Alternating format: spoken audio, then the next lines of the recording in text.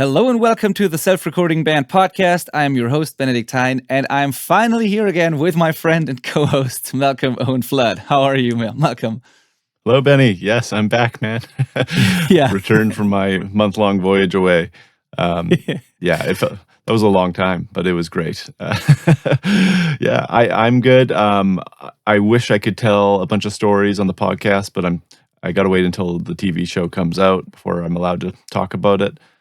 But suffice it to say that it was awesome, a crazy adventure, and I've traveled many, many, many kilometers across Canada and back since I last talked to you all. So very happy to be back. Benny, how are you, man? I'm doing great, thank you. We did great again, finally. We had a little COVID break in the family. Like all the four of us had COVID a couple of weeks ago, but we made it through. Everybody's healthy again. So yeah, pretty much all good. I want to share one quick story, if I can. So this past weekend, something happened that was that made it one of the best days in my life so far. Honestly, like one of the proudest moments for sure. And that is it's again a story that is completely like irrelevant for the most of our audience, but I want to share it anyways. And that is.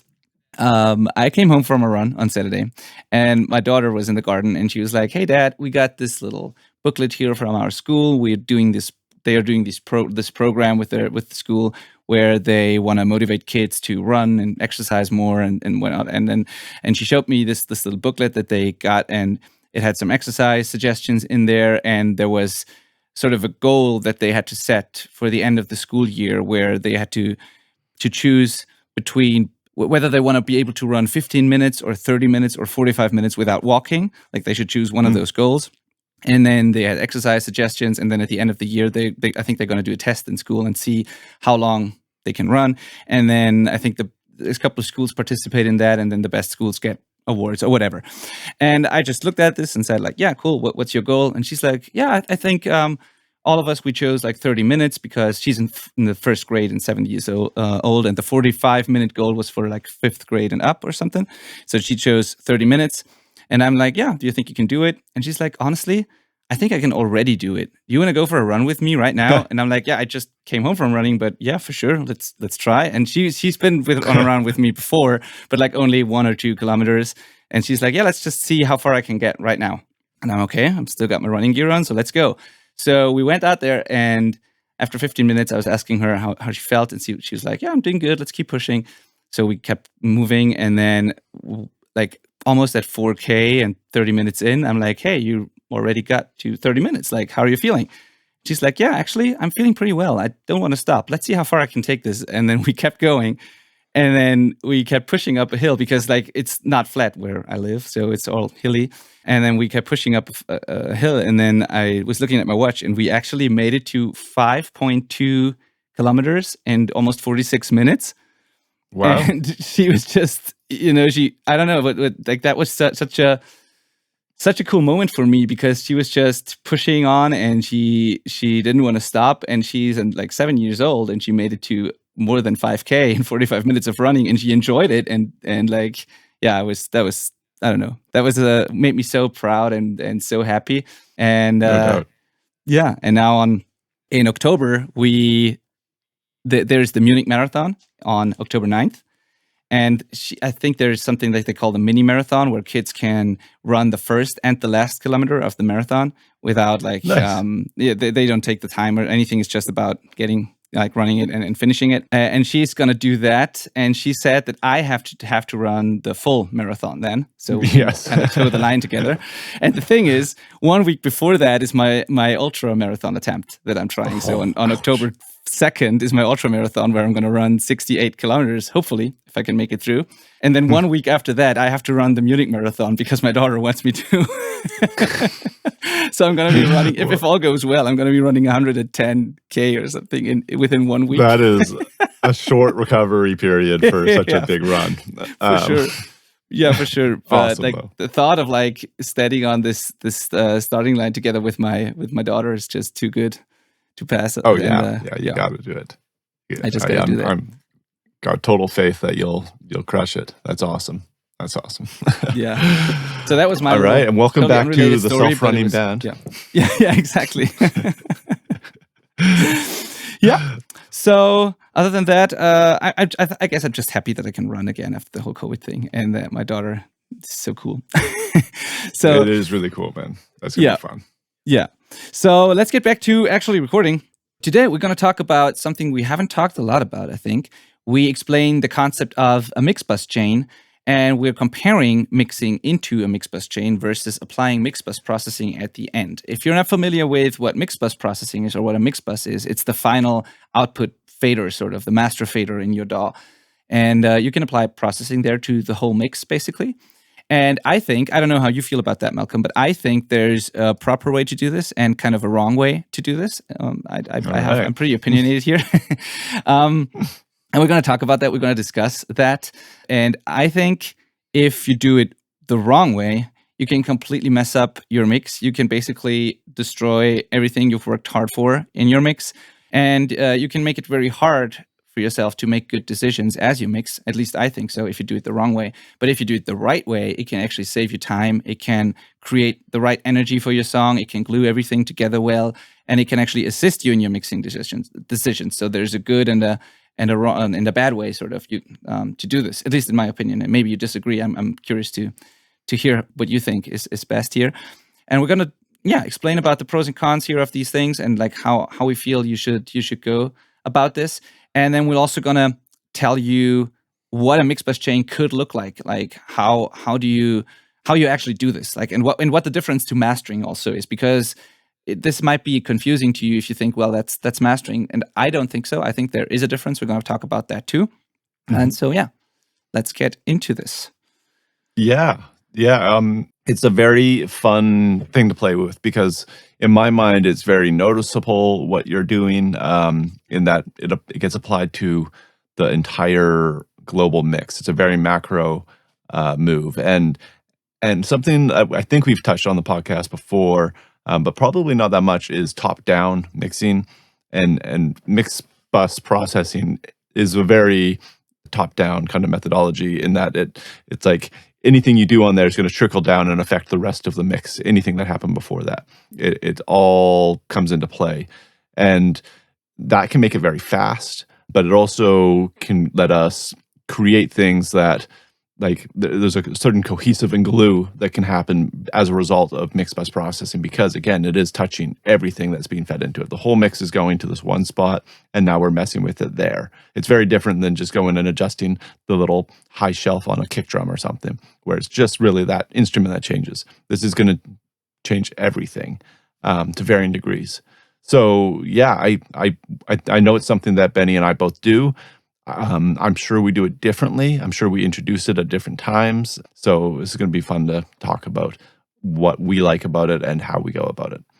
Yeah, for sure. And by the way, this is, I would say, one of the more advanced episodes we've done so far.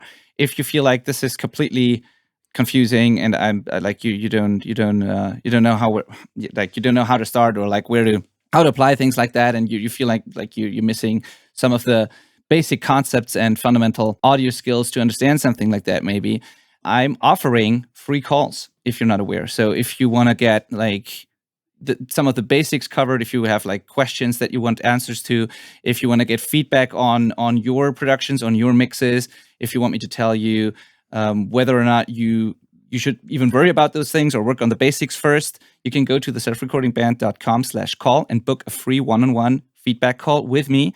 And I'll give you feedback on your productions and a roadmap to help you release exciting sounding music consistently. So don't worry if this is like too advanced for you, or if you're not sure if you actually need this information, just book a call and we can talk about all of that. So the selfrecordingband.com/call. I felt like this is a good place to mention that, because this is really stuff that is not necessarily the first thing you need to worry about when you just get into recording and mixing, I think. So yeah, I agree. Totally agree. And it is something that's incredibly helpful to have shown and explained to you. One of my like most memorable moments in my like engineering journey was my like one of my senseis, I'd say, at the woodshop recording studio where I originally interned, Zach there. He was explaining mix bus processing to me, and he said, when you introduce some mix bus processing, you've now created a box to color it within.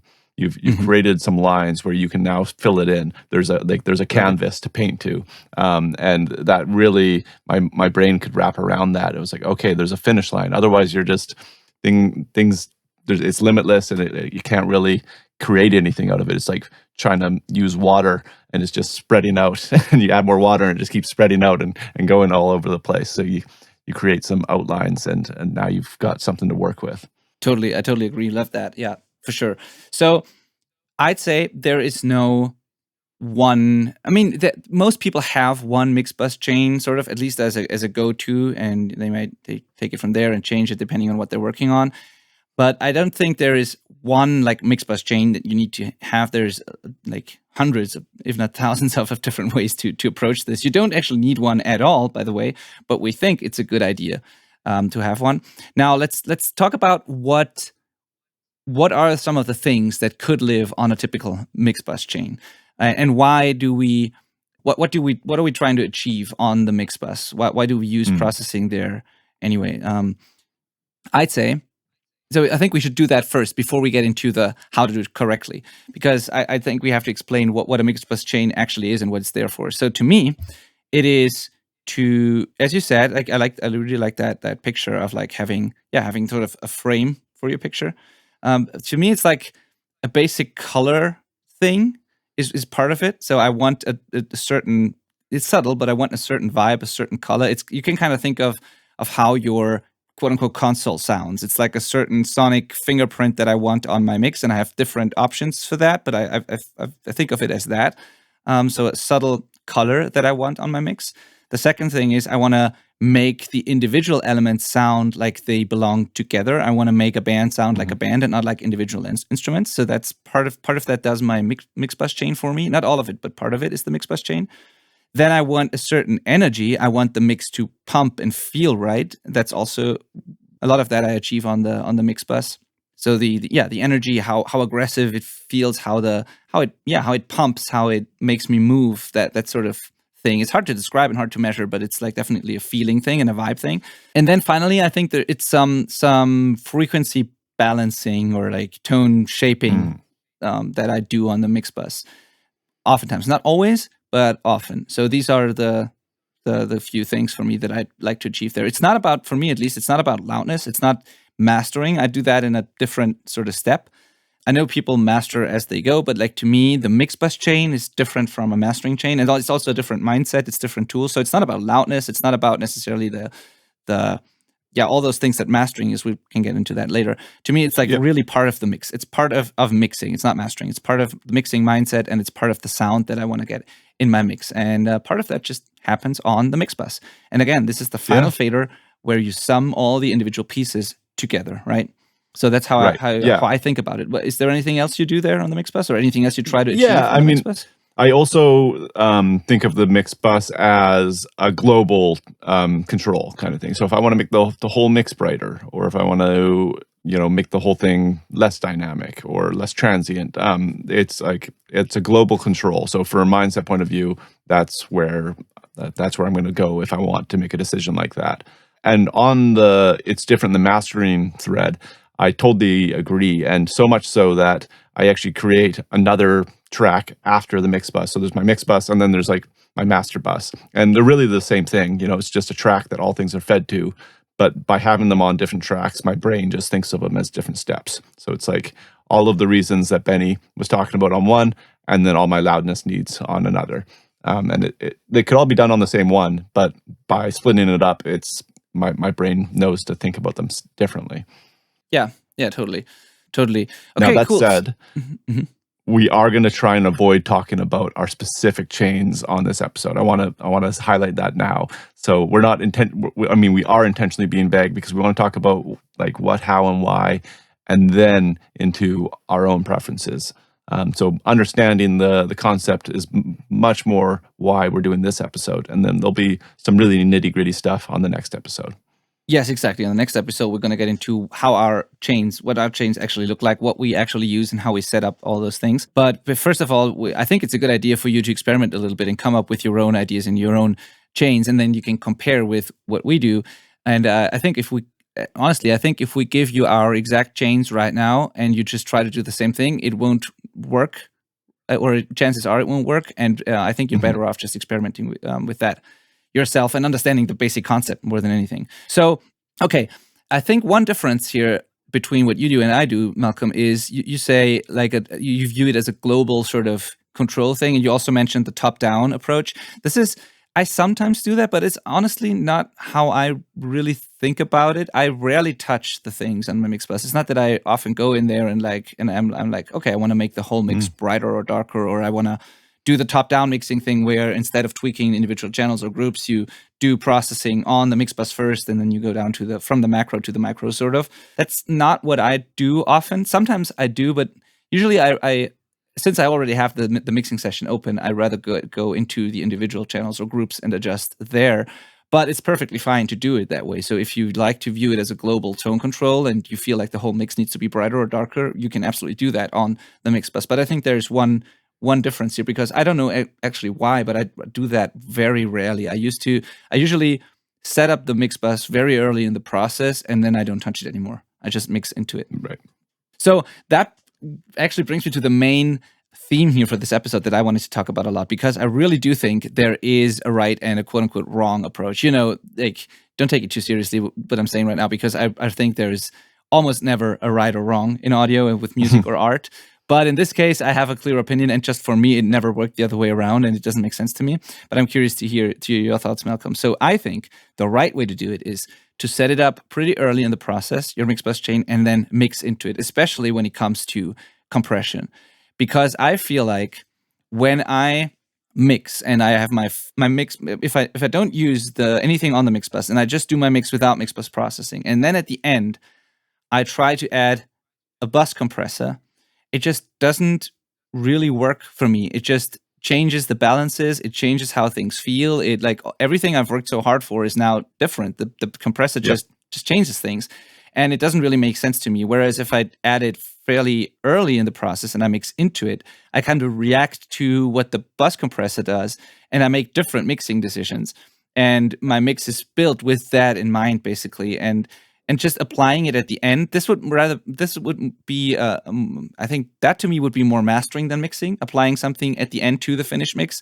But in order for that to work properly, I would have to do it with, I don't know, a couple of days in between, with a fresh perspective, with more objectivity. I can't do that while I'm mixing and then at the end just slap a compressor on the mix. That just doesn't work, because if I had wanted that sound, I would have done it as I mixed, right? So yeah, it just, I don't know. Some people maybe do that, but for me, it just doesn't work. And honestly, I've seen it a lot where people put on a mix bus compressor at the end, and it really completely changes everything to the point where they destroy their mix because they kill the transients that they've shaped so carefully, or they change the pumping, the groove, all of that. They make the low end smaller, or it just changes everything. So I think the proper way is to mix into it, and the wrong way is to do it at the end. And I feel like it's mostly about compression, but honestly, with EQ, saturation, and other things, it's almost the same way to me. I like to create that frame that you were talking about first, and then that's what I'm mixing into, and that's what I'm reacting to.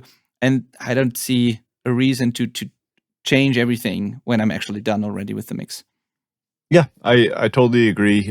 Pretty much doing that later is mastering to me.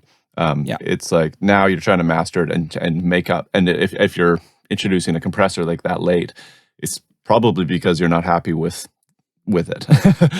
So it's kind of like very corrective thinking rather than making it as a decision early on as a vibe and a creative choice, which is obviously going to yield better results. So I agree, it's something we want to get in there early. But all that said, it doesn't mean we just throw something on for the sake of having something there. We throw something on with intention. There's always an intention for everything in the mix bus.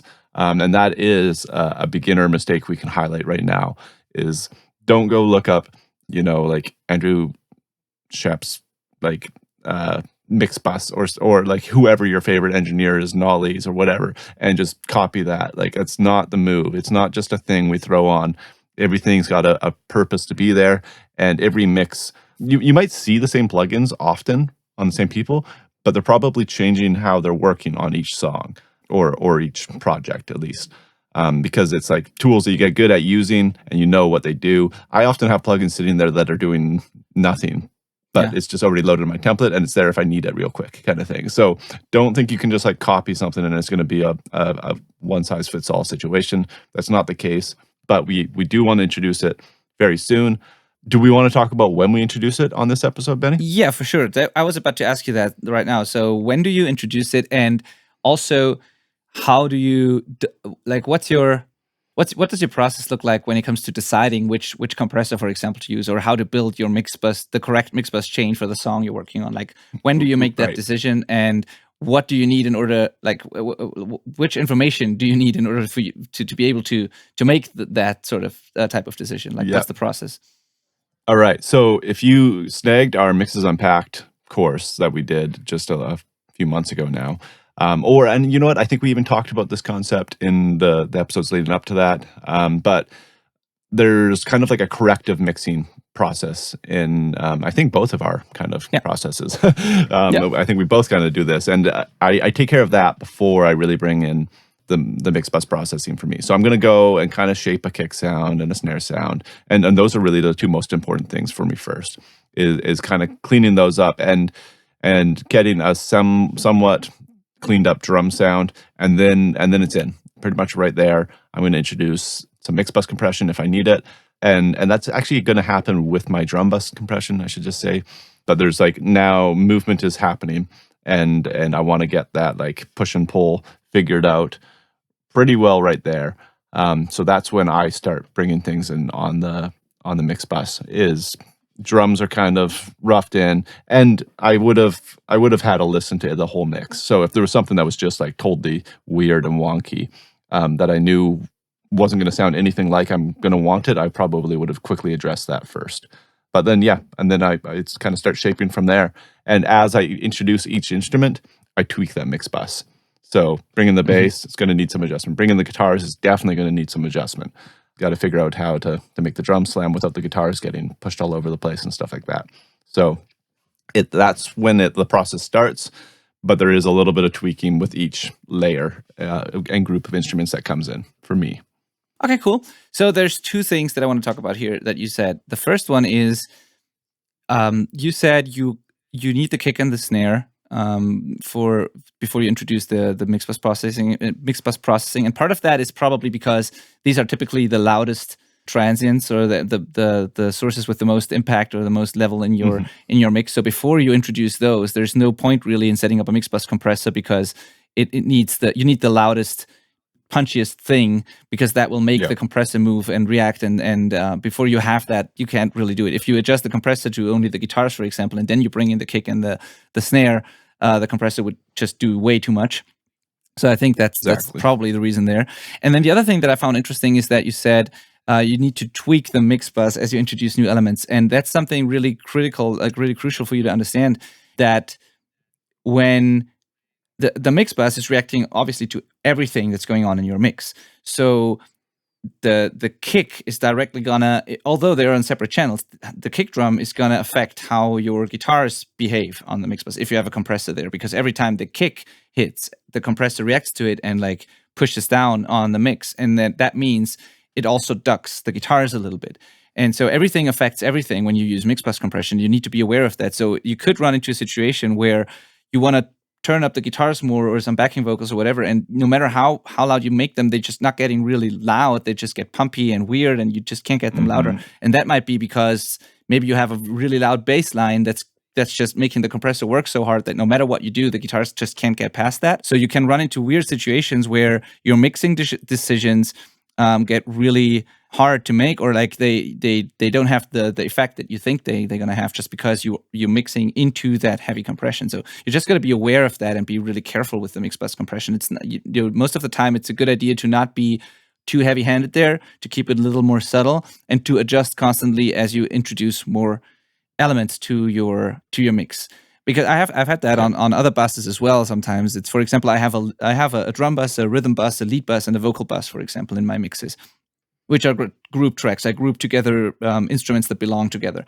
And the reason I'm explaining this is because what happens sometimes is I might set up a lead bus, for example, where a lead guitar or multiple lead guitars and maybe a synth line or whatever, those types of melody instruments go into that lead bus. And sometimes when people send me a solo and then there's a harmony to that solo and then maybe a synth is coming in and doubling that or whatever, sometimes I bring in I set the lead bus to what I want it to sound like, and then I bring in the harmony at the synth, and all of a sudden, like, I just can't make the solo loud enough anymore because I just keep pushing the fader up, but it doesn't get louder. It just gets more dense. And that is because I have a compressor on that bus that just compresses more the more I push into it. So I don't really get any additional level. And that same thing can happen to you on the mix bus if you're not careful there. Usually it doesn't, because you should use more subtle settings there, but you can run into that type of situation. And my way of doing it is, and that kind of helps me deal with that, is I do it a little differently. You can totally do it like Malcolm just described it, but I wait a little longer with my mix bus compression. I sort of go through that initial discovery phase of the mix. I just do a quick rough mix. I get my gain staging right, but I don't apply it right after I have my kick and snare. I will bring up all the faders, basically, do a quick balanced rough mix without a lot of processing, maybe some correction here and there, like you described, Malcolm. And then as soon as I have my whole raw rough mix with just levels and pans, when I have that, I adjust the mix bus chain, and from there I almost never have to touch it again because I try to keep my gain staging consistent. So I have my rough mix, I set my mix bus compressor, and then when I EQ my kick and my snare or my guitars or my vocals, or when I compress things, I try to compensate for whatever gain change I'm introducing so that the level going into my mix bus always stays the same. So I set it once after I have my rough mix, and then I don't have to touch it again, or not much at least, because I try to always compensate for my moves and just keep my initial balance that I quickly created the same. And a part of why I do that is that I feel like the first 15 minutes or so of a mix that I do, during those first 15 minutes, I'm the most objective and fresh, and I tend to make good intuitive decisions. So I like to have my basic balancing decisions. I like to make those very quickly and early, and then I try to keep that balance the same no matter what processing I apply. And that allows me to just use the mix bus processing after the quick balancing and then not touch it anymore, because I try to retain that balance. That's just how I work, I think. That's great. And I'm really glad you mentioned that you do have to keep an eye on it. Like, your mix processing can totally fight back. And then, that's usually because you go too heavy-handed. And where I see it the most is like a vocal. You just can't get a vocal to sit on top, and it's just getting pushed back by the rest of the mix. So yeah, I mean, in this next episode, I'll talk about how I maybe could overcome that and stuff like that. But just know that you are, like we said, we're creating kind of outline to paint within. But if you don't get that right, you've got to reshape it and make the outlines how you need it to be, right? So it can be tricky. It will take experimentation, and you will find tools you like and don't like for these jobs. So just know that it's a learning experience. You're going to get it wrong sometimes. You're going to get it right other times, and slowly you'll get better at it. Yes, definitely. So before we get into some starting points that we can give you, some things you can try right away, I would want to talk about a couple of things to avoid. So one is, we've just talked about it, going to pushing it too hard. Like applying too much compression on the mix bus is something I would avoid in the beginning. You can make, there's no rule here, and you can, if done right, heavy mix bus compression can be a vibe and a style, but I wouldn't do that as a default go-to setting. I would keep it subtle and only push it if you really want to and it's intentional. So there's one thing to avoid. The other thing to avoid is, I'd say, as we said, applying the whole processing at the end of it. And then the third one that comes to mind for me is I would avoid any heavy clipping or limiting while you're mixing. I would do that during mastering, or like when you really know what you're doing and you're sort of mixing into a limiter. That can work for some people, and I've done that on some mixes too. But honestly, I think, especially when you're starting out, I wouldn't do that. I would mix into a mix bus chain, and then at the end, the only thing I would really apply at the end is just I would throw a simple limiter on the mix bus and just turn it up a little bit so that you can compare it with other releases. Just bring it up to a bit of a, not really competitive, but like a reasonable loudness, basically. But that I would do that at the end, not during mixing, but at the end, and only for you to be able to compare it to other mixes. But I wouldn't do that while you're mixing, because if you mix into a limiter and you push things harder, the transients are going to change. So you're going to fight the limiter all the time. You're going to lose punch as soon as you turn the snare drum up, and also revisions can be hell when you do that, because let's say you mix into a limiter and the limiter is constantly doing, I don't know, 4 or 5 dB or something, and even if you get the mix right, if someone in your band wants you to change something and they request to turn down the snare or up the bass or whatever, anything that changes what the limiter does at the end, if you make that change, other things will change too. Because then the limiter won't push down on the other things in the mix, and all of a sudden you might have louder guitars or less pump or more pump or sharper transients, or you make one change and everything else suddenly changes, and then you're just going to be chasing your tail, and it's going to be very hard to really try if a certain mix note of certain suggestion is making things better or not, because everything else is also constantly changing. So I wouldn't recommend doing that. I would really recommend mixing into a mix bus chain that leaves your transients alone for the most part, that doesn't squash the mix too hard, and then at the end bring up the level if you have to. Because I know that's one thing that a lot of people do, and I just wouldn't do that. I wouldn't try to make the mix loud as you mix. The loudness part, just don't even think about that while you're mixing. Think about You can think about that in your mixing decisions on the channels and the buses. That's a topic for a whole other episode, like how to achieve a loud mix. But don't think about loudness on your mix bus while you're mixing, I'd say. So it's funny because I totally agree with what you're saying, even though I do the opposite all the time.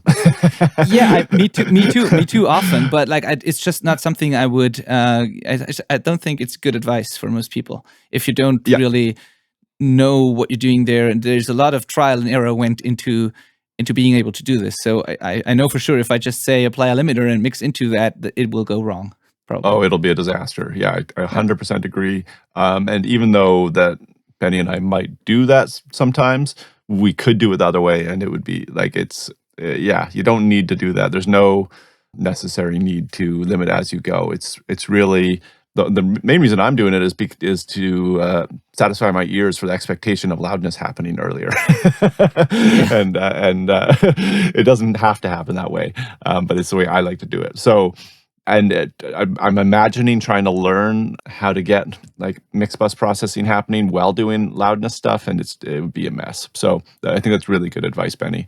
Is worry about that later. That's like a skill for down the road. Yes, for sure. And also, I'd say the fact that, especially when you're rather inexperienced, I'd say the fact that you've mixed the song makes you not the best mastering engineer for that song. Like it's, you're probably not objective anymore. You can't make really good decisions. So again, what I would actually do, I'm trying to think about a good advice here instead. So what I would actually do is I would do exactly what we said: mix into the mix bus chain, come up with your mix bus chain, mix into it. Don't worry about loudness, and then at the end, I think you should really take advantage of the tools we have available now, the intelligent tools that we have. Because honestly, I'd say that an intelligent AI mastering tool like the Ozone Auto Mastering or something like that, or even just a limiter that is a good limiter that can give you transparent loudness, something like that, is probably doing a better job than you would be doing at this point. Like if you were trying to master the song as you mix, I would probably not even do that. I would maybe after a couple of days, maybe when you're objective. But honestly, I think if you just finish the mix without worrying about loudness and you get a good mix, and then you apply something like Ozone to just make it loud and maybe use some of their AI mastering or whatever, I think you'll be better off than trying to master the thing that you just mixed. Or even and definitely better than trying to master as you mix. If you're inexperienced, I don't think that's a really good idea. I view that as different parts of the process, and I honestly think that those intelligent tools are so good that in order to just bring up the level and in order for you to compare it to other mixes and see if you're in the ballpark, these tools are just good enough, and I wouldn't worry about all that stuff while mixing. That's just how I view it. Yeah. I mean, I'm really not crazy about the Ozone Automaster, but the loudness, like their limiter and like any good limiter these days, just to get it loud at the end after you've done your mix is gonna be just like great for that purpose, I think. So you don't have to overthink that part right now. Totally. I'm just saying, basically, don't worry about mastering, because I would say the best piece of advice is to do the mix and then send it to a mastering engineer. But for you, to be able to compare it and to get it to a competitive sort of loudness, you can use any of those tools, and it will probably be better than trying to be a mastering engineer, because being a good mastering engineer is probably the most advanced thing you could do when it comes to mixing and mastering audio. So I would say focus on the mix and then just make it loud so you can compare, and then remove the mastering that you did at the end and send it to a mastering engineer. And that is not expensive and will give you great results, and you don't have to worry about all the loudness stuff. Just know that what we're talking about in this episode, the mix bus processing, is not mastering. It's part of your mix, and mastering, whether you do it yourself or a remote mastering engineer does it, or it's an AI tool, it's a different part of the process, and just you shouldn't mix the two, especially when you're inexperienced. Yeah. That's what I want to say. Right. Yeah. Yeah. You're spot on. Cool. Other things to avoid is really to not use it to change a single instrument at any point. So if it's a note that you have when you go do a car test or something like that about the lead vocal not being shiny enough, don't try to fix that at the mix bus. Probably just go deal with that at the source. If it's like, oh, we want more reverb, don't add reverb to the mix bus, stuff like that. It is not the place for specific decisions. It's again, more of a global area. Yes, totally. And you have to listen carefully too to what actually happens to your mix when you apply processing, because it can be very tempting, even with things like EQ. It can be very tempting to be like, oh yeah, the mix is a little dark, I'm just going to brighten it up a little bit. And then you have to listen for all the different things in your mix and try to really hear what's going on when you do that, because it might sound better if you turn up if you add top end to your mix, but maybe you're only listening to the cymbals and they get a nice sheen or something, but you're totally missing that now your guitars don't work anymore, or they sound like they get a weird hiss, or they're just too bright or too sharp or whatever. Or the other way around too, like you might enjoy a little bit more low end, and you completely miss that maybe your bass drum has more weight now, but I don't know, maybe a floor tom or something else that's in the mix is now completely too much, or distorting or whatever. So just make sure you listen to everything, and not because we tend to have very selective hearing, and if we add something, we can easily overlook side effects, and so because everything affects everything on the mix bus. I agree. Totally. That's great advice. Cool. All right. So what are some starting points for your mix bus? What would you say? How should people start?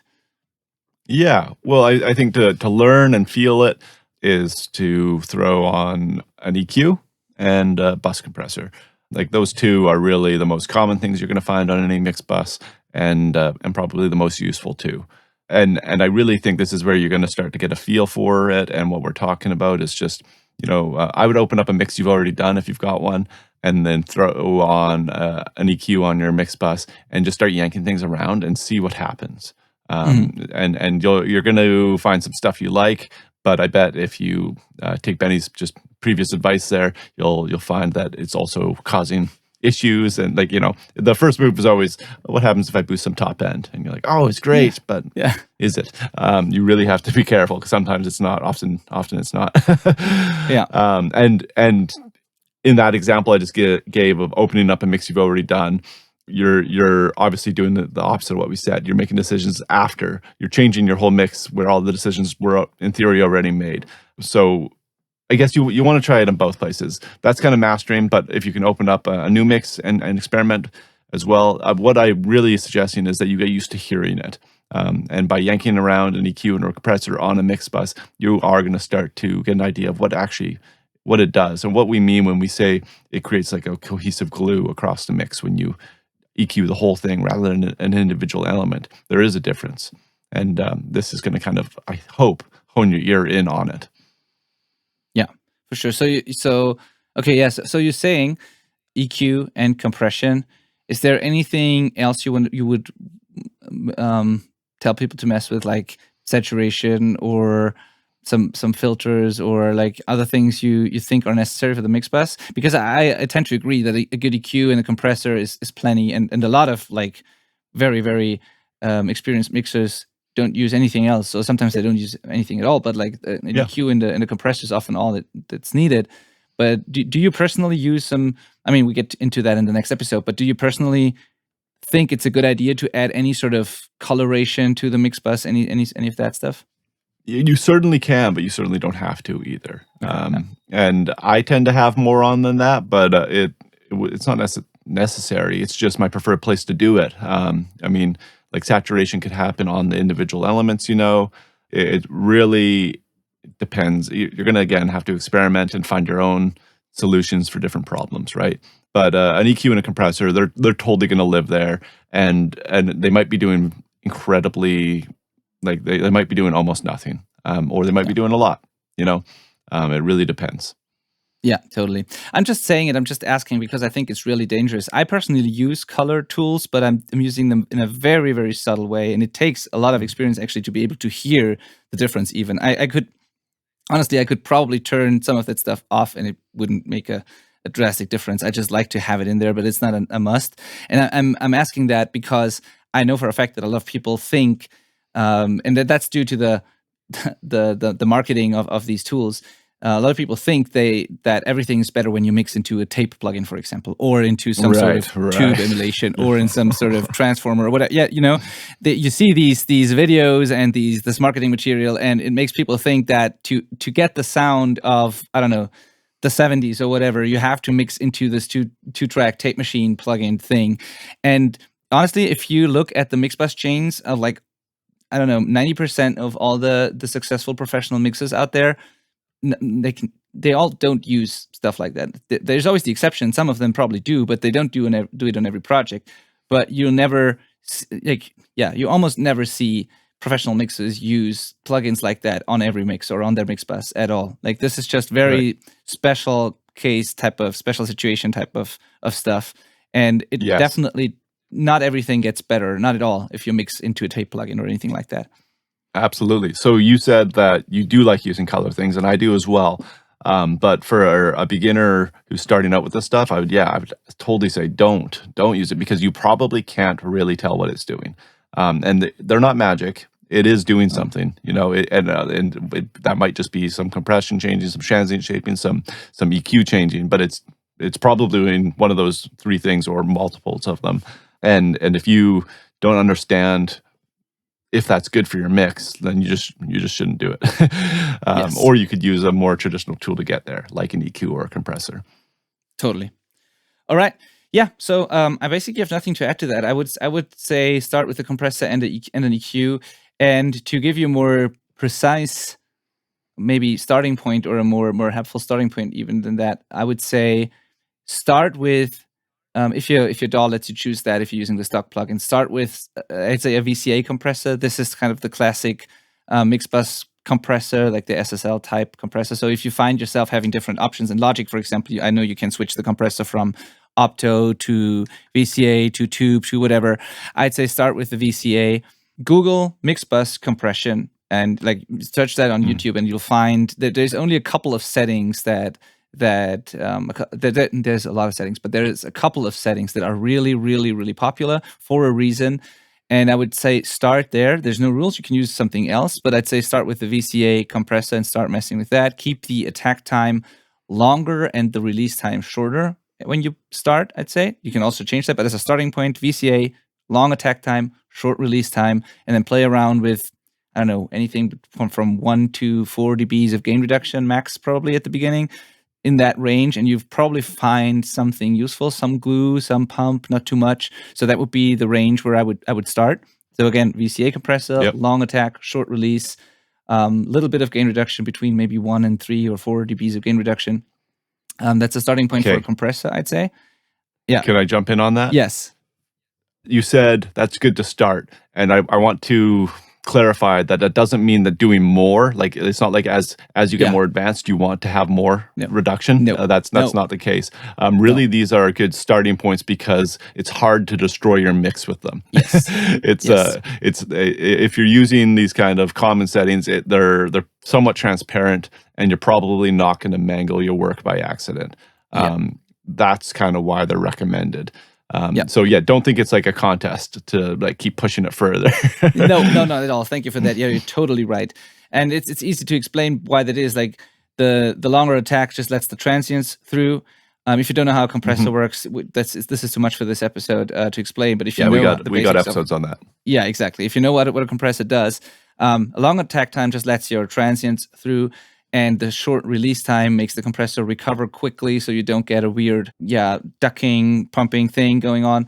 And you can also try the auto release. Oftentimes works very well too. Just try to not mess with your transients too much and make the compressor recover fast enough so that it sounds transparent and natural. So that's where I would start. And when it comes to EQs, I would try to use something very broad and musical, quote unquote musical, something you like really paint with broad strokes there. Something like a Pultec, or if you have, I don't know, some mastering EQ emulations, there's a massive passive. There is, these colorful, but in a way like also subtle sort of EQs. If you use something like FabFilter or some digital EQ, just make sure you go as broad as possible. Use broad shelves for starters. Like start with a broad shelf, low shelf, high shelf. If you want to use bells, then also keep them broad. Avoid very narrow boosts on the mix bus. I'd say that's more a corrective move if you use really narrow bands. So try to really use broad, musical, subtle EQ moves. Just think of it as making it overall a little brighter or a little darker, or maybe even a tilt EQ where you just shift it from dark to bright. Something very, very, something that doesn't change the internal balance of your mix too much. Because if you go too narrow, you're going to make some element of the mix louder than all the other elements. And you don't want that on the mix bus. You want overall broad tone shaping. So I'd say if you have a Pultec emulation or some sort of colorful mastering EQ emulation, start there and start very broad and start with simple shelves. And that in combination with the compression that we just mentioned will give you a pretty solid mix bus chain that you can mess with, I think. I agree. Yeah, that's generally all I'm doing with an EQ anyways. Often the EQ is only doing a little bit of filtering. That's common as well. Depends on the source material, of course. But I can't stress enough how important it is to experiment and just get your ear used to hearing how this sounds, because it is different than doing individual multi-track stuff. For sure. Okay, so before we wrap this up, I wanted to say once again, because I kept thinking about this since I said it, with the AI and auto mastering thing and stuff.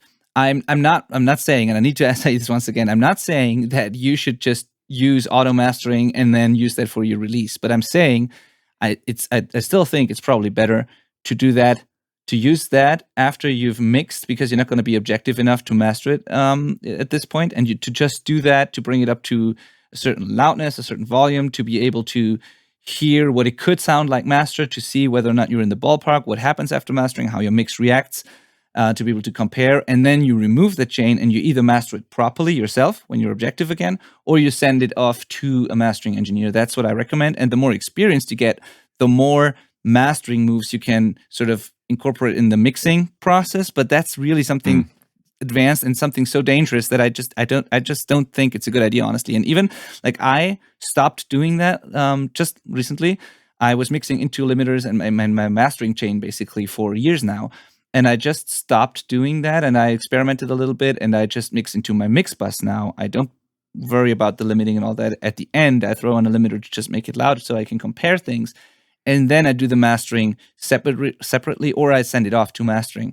But I try to avoid the mastering as I go, because for now, at least, I feel like it gets me better results. But anyway, in your case, that's what I'm saying with the auto mastering. I'm not saying that's the best solution for the final release. It's a useful tool to play with, to experiment with. And yeah, that's what I wanted to add there. Cool. Yeah, because I know I know that people are gonna comment and say like, how can you recommend auto mastering and Isotope? And I think they are all tools, and they are very interesting, helpful tools if you use them correctly and if you just use them to practice and get insights. Yeah, it is a tool. My only pushback would be that just using a limiter and trying to make it loud with that, if it doesn't work, like if you can't really get it loud, that tells you something. It's feedback. It's saying, okay, there's an issue with my mix that needs to be addressed. And the auto mastering might take care of that for you, so you don't really learn that by trying to push it louder.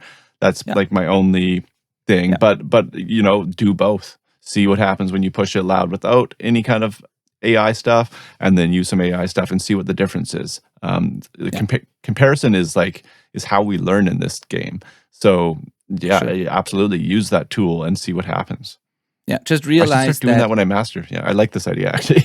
yeah, and just realize that mastering is not mix bus processing. These are two different things. That I can't stress this enough because people confuse this all the time. And I honestly think this is part of why a lot of modern mixes, even great mixes, sound a little bit flat sometimes and a little bit uninspired or flat and two-dimensional. It's, I think, because mastering is, I don't know, it's become part of mixing, but people don't do it properly. I don't know how to say it. Like I've seen so many mixes being destroyed by the mastering moves that people make, that even a great mix can sort of be destroyed at the end. So I really want you to think about those things differently. I want you to see the difference between mixing and using mix bus processing and mastering, and the different mindsets and tools required and all of that. And I think that a lot of today's music could sound a lot better if people would take that more seriously and separate the two, or at least try to get some perspective again before they master, I think. Right. Yeah. Okay. Absolutely. Okay. Cool. All right. Let's wrap it up. Thank you for listening. Good to be back. Thank you. Yes, absolutely. And yeah, we'll have another episode that's going deeper on this next week. Exactly. Bye-bye. Bye.